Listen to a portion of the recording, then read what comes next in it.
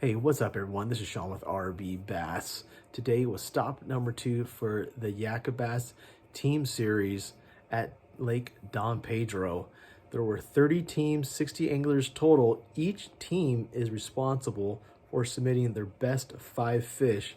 Today, there was also day 2 of the BAM Pro-Am as well. So we had a lot of pressure on the lake. Yesterday, Friday, the temperatures were in the 70s. Today it dropped down back into the 60s. So you had a change of weather and a lot of pressure on the lake.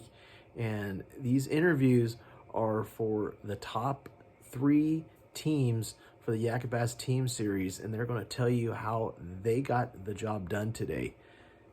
All right. We are the 3rd place team. Sean Leadham, Isaiah West. We had a total of 81.5 inches. So practice, we came out, 3 separate occasions? Yeah. Practice up in Moccasin. On Wednesday, I fished the main body, found some better fish. The better fish were relating to wood. If you can find wood with some deep water attached to it, then you're gonna find some good fish. Caught fish on Senkos. Today, bite changed a little bit. The fish are still there, just didn't want to go.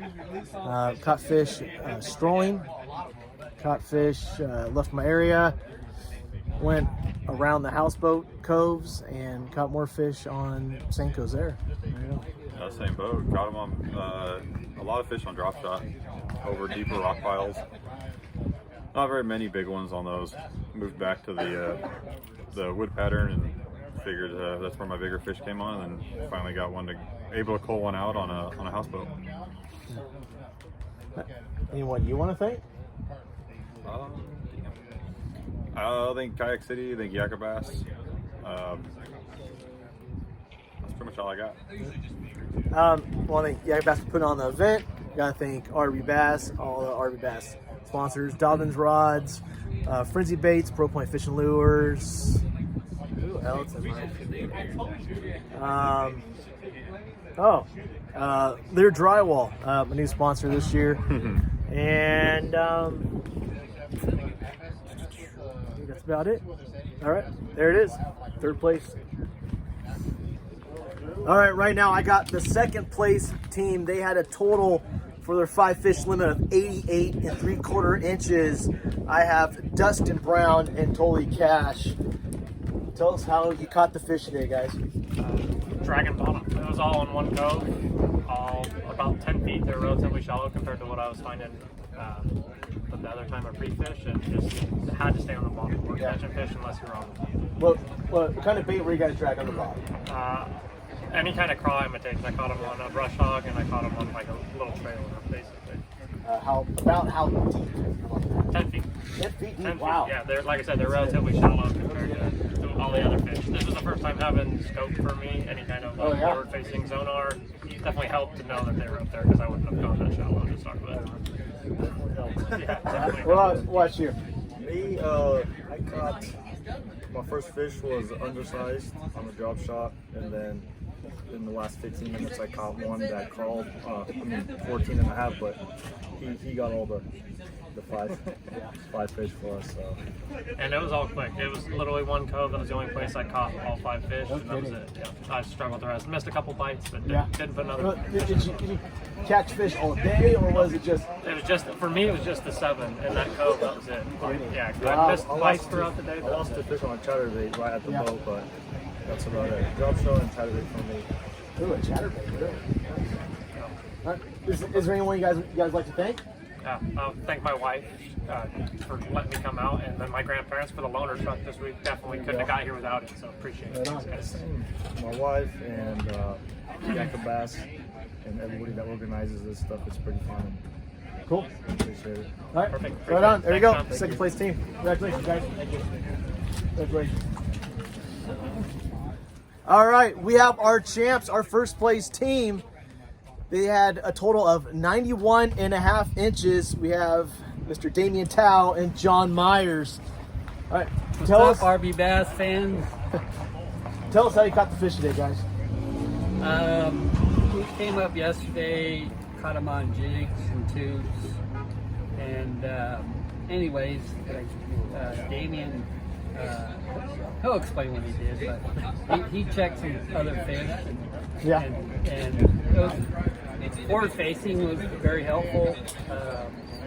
You know, without it, it's really hard to pin these fish, you know, and because they were in Pacific locations, and they weren't just like scattered down the bank. They were grouped up together, and when you found that, you had to, you know, figure out how to get them to bite.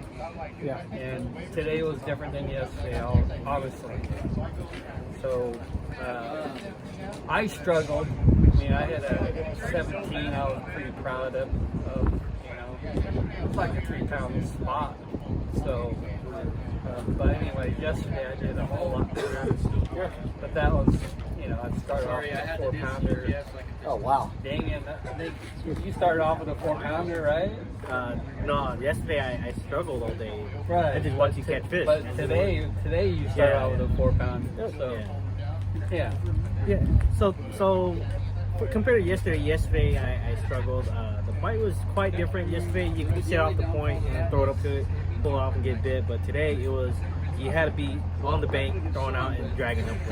It was the only way I was getting bit on the bottom. It was just a different angle compared to what everybody was throwing and dragging out. So I was sitting up shallow and pulling up. And then